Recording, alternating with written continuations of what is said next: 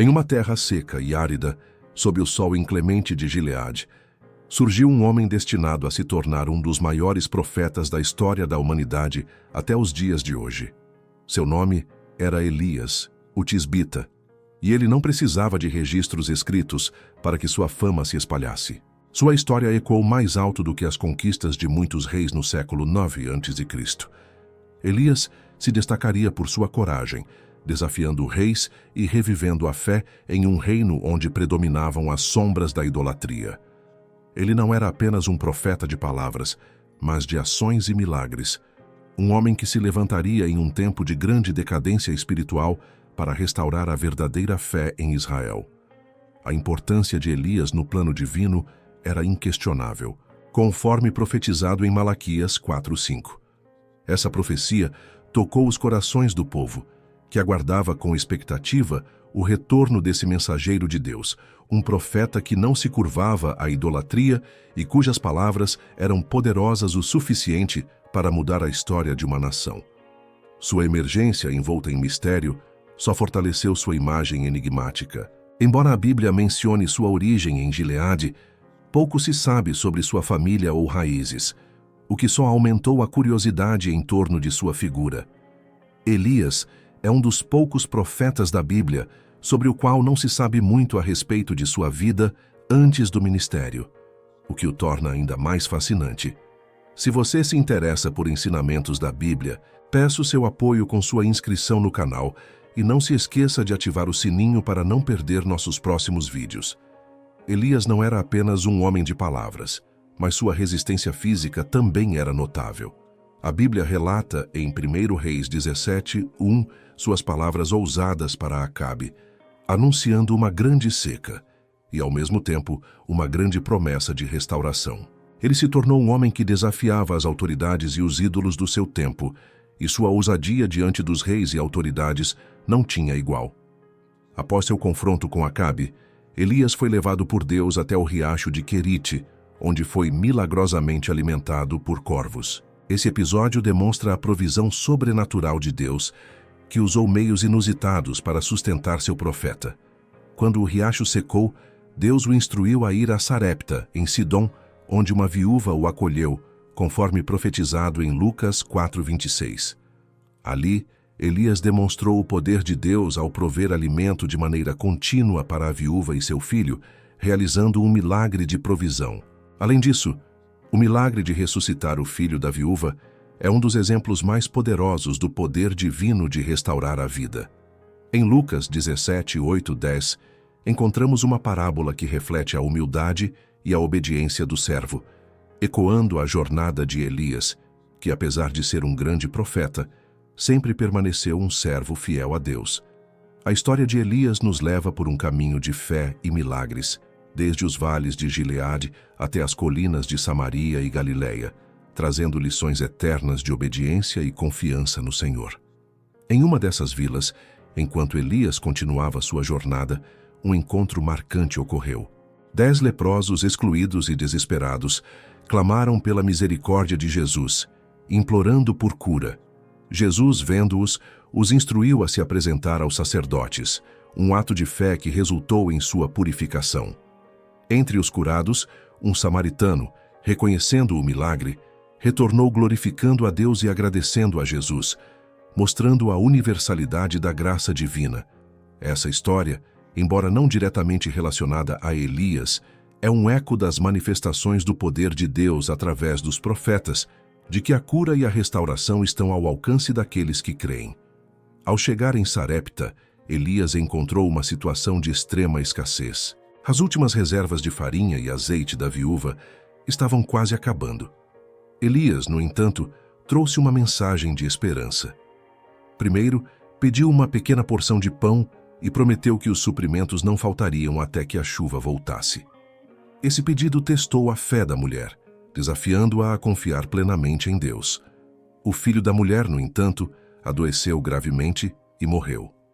Aqui, vemos o lado mais humano de Elias, que, ao se deparar com a morte e a dor, intercede com fervor e compaixão. A vida do menino foi restaurada, e a mãe reconheceu que Elias era um homem de Deus, cujas palavras estavam em harmonia com a verdade divina. Em Monte Carmelo, Elias enfrentaria um novo desafio, talvez o maior de sua vida. A terra estava seca e Deus instruiu Elias a se apresentar diante de Acabe, prometendo que a chuva retornaria. Esse confronto se tornou um dos momentos mais dramáticos da história de Israel, evidenciando o choque entre a verdadeira fé e a idolatria. Acabe, por sua vez, estava desesperado, buscando pastagens para os rebanhos e tentando salvar o que restava do país, enquanto o profeta Obadias, devoto seguidor de Deus, protegia os profetas do Senhor da perseguição de Jezabel. Elias, ciente dos riscos, decidiu obedecer ao comando divino. A história de Elias nos leva por um caminho repleto de fé e desafios. Cada episódio, desde a provisão milagrosa na casa da viúva até a confrontação iminente em Monte Carmelo, revela um padrão de dependência e confiança em Deus, que marcou Elias como um dos maiores profetas de Israel. Sua vida foi um testemunho da força e fidelidade de Deus, e sua coragem em momentos de adversidade serve como modelo para todos nós. Enquanto a terra sofria com a seca, Acabe e Obadias, em uma tentativa desesperada de salvar o que restava de seus rebanhos, dividiram o território e seguiram direções opostas em busca de pastos. Durante sua busca, Obadias se deparou com Elias.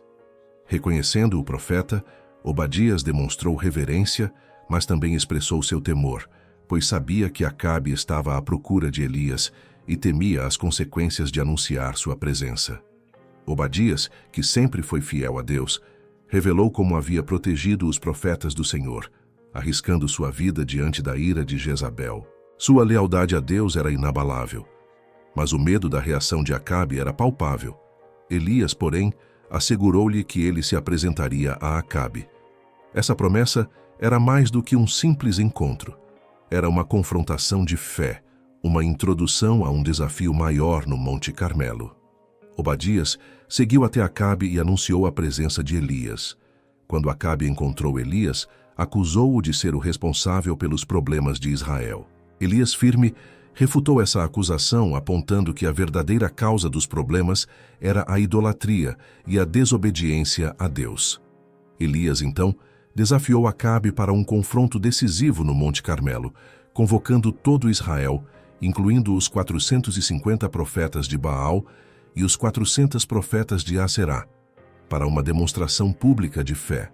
Era um convite para que o povo decidisse a quem realmente serviria, ao Senhor ou a Baal. No Monte Carmelo, diante de uma multidão dividida em suas crenças, Elias confrontou o povo com uma escolha clara: seguir o Senhor ou seguir Baal. Sua mensagem era direta e desafiadora, pedindo uma decisão definitiva. O teste seria simples, mas poderoso. 2 bois seriam preparados, um para os profetas de Baal e outro para Elias. Mas apenas o verdadeiro Deus responderia com fogo do céu. As pessoas, percebendo a seriedade do desafio, concordaram com o teste. Elias instruiu os profetas de Baal a escolherem e prepararem o seu boi, chamando seus deuses para acenderem o fogo. Este momento não era apenas um teste de poder divino, mas um confronto entre a verdadeira fé e a idolatria que havia corrompido Israel. Os profetas de Baal, desesperados, invocaram seus deuses desde a manhã até o meio-dia, mas suas orações não receberam resposta. Diante do silêncio, eles recorreram a rituais extremos, marcando seus corpos com cortes, na esperança de que seus deuses respondessem. Elias, observando a inutilidade de seus esforços, zombou deles, sugerindo que Baal talvez estivesse ocupado ou distante. A desesperada invocação dos profetas de Baal não obteve resposta, nem com gritos altos, nem com rituais. Depois, Elias chamou o povo para se aproximar. Diante de todos, ele reconstruiu o altar do Senhor que havia sido destruído, usando 12 pedras representando as 12 tribos de Israel.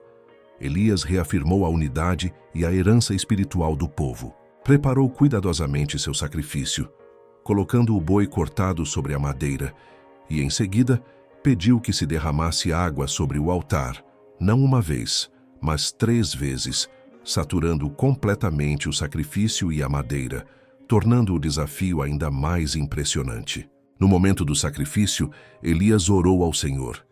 Sua oração não era apenas para uma resposta sobrenatural, mas para que os corações do povo se voltassem novamente para Deus.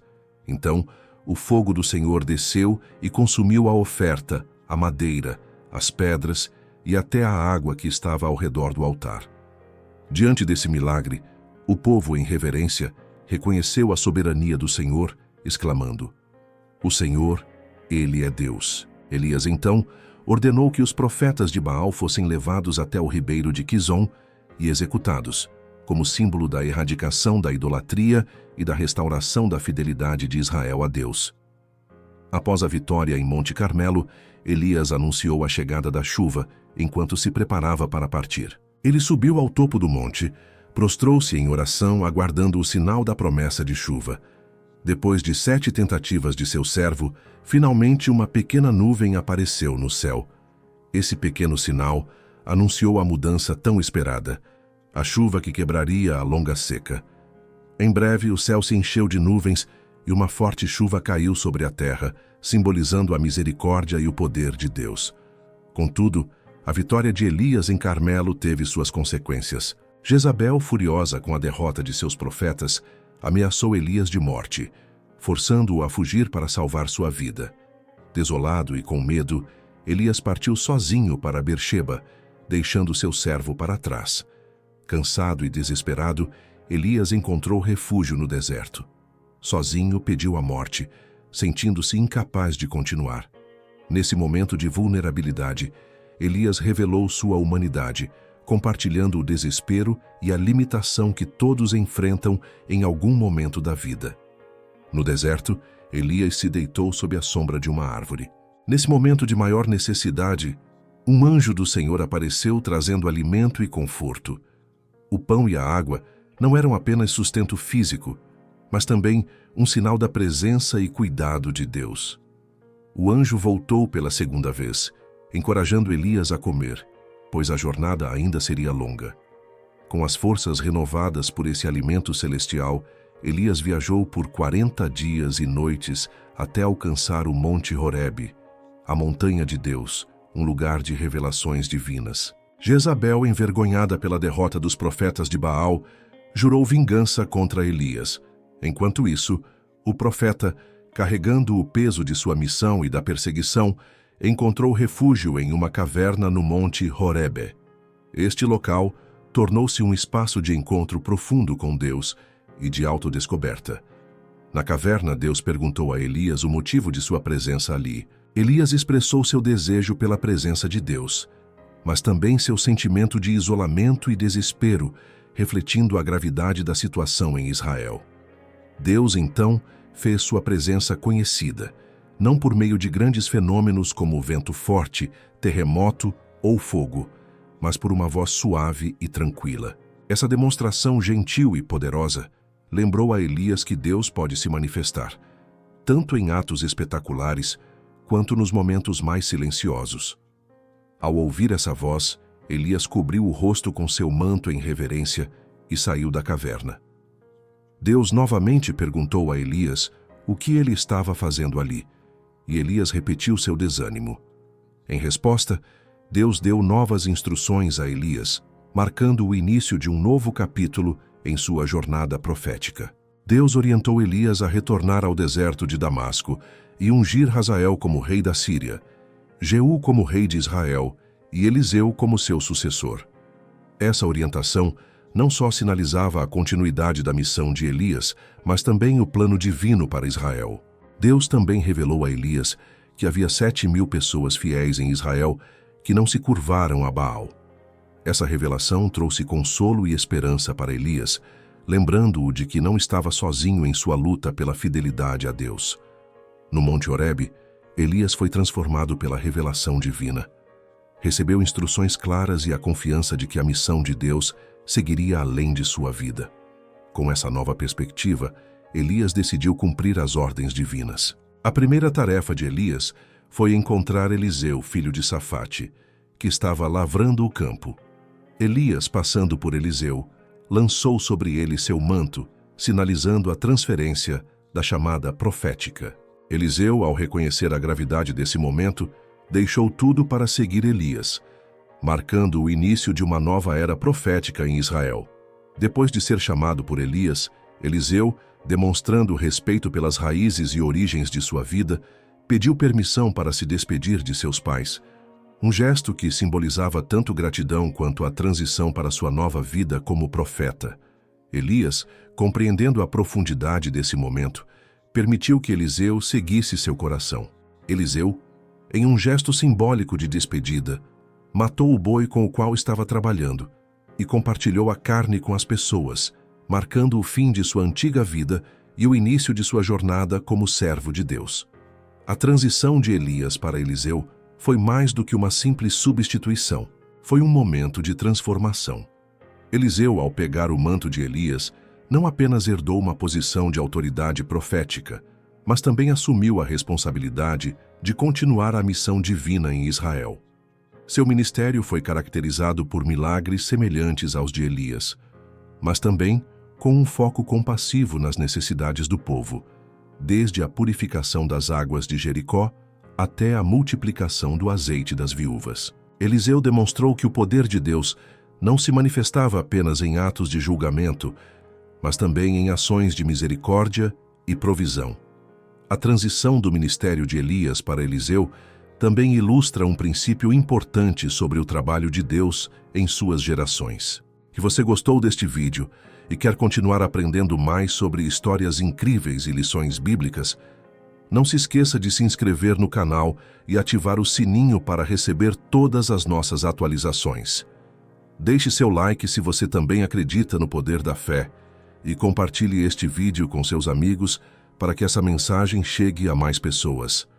Comente aqui embaixo o que mais te impactou e até o próximo vídeo, onde vamos explorar mais fatos fascinantes do mundo bíblico.